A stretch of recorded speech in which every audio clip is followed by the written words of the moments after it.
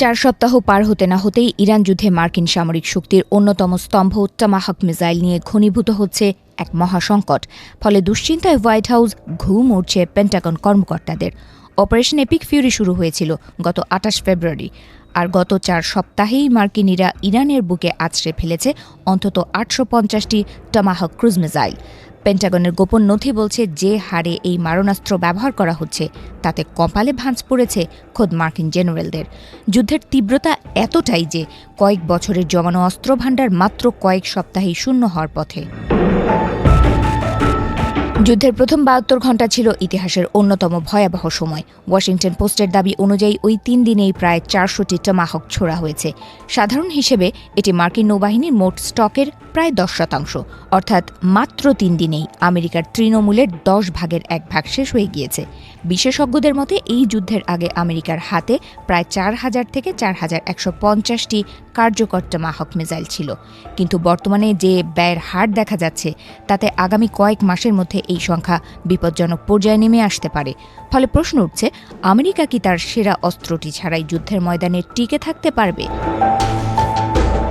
একটি Tomahawk missile মানেই কেবল একটি বিস্ফোরণ নয়, এটি মানে কয়েক কোটি ডলারের ছাই।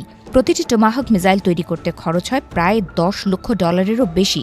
যুদ্ধের ময়দানে প্রতি মুহূর্তে এমন শত শত কোটি ডলার জলে যাচ্ছে, যা মার্কিন অর্থনীতির ওপরেও দীর্ঘমেয়াদী চাপ তৈরি করছে। সবচেয়ে দুশ্চিন্তার বিষয় হল এর উৎপাদন ক্ষমতা। নির্মাতা সংস্থা রেথিয়ন সাধারণত বছরে মাত্র 90টি মিসাইল তৈরি করে আসছিল, যদিও বর্তমানে তা বাড়িয়ে বছরে 1000 করার পরিকল্পনা চলছে। কিন্তু যুদ্ধক্ষেত্রে যে চাহিদা তৈরি হয়েছে সেই গতিতে যোগান দেওয়া প্রায় অসম্ভব।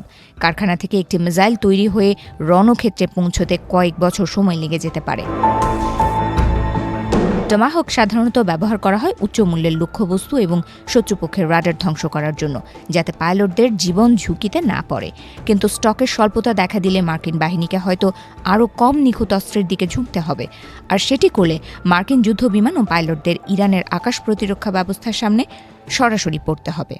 পেন্টাগন কর্মকর্তাদের বড় অংশই মনে করছেন, সব শক্তি যদি কেবল ইরান যুদ্ধেই শেষ হয়ে যায়, তবে বিশ্বের অন্যান্য প্রান্তে যেমন দক্ষিণ চীন সাগর বা পূর্ব ইউরোপ, আমেরিকার প্রভাব কমে আসবে।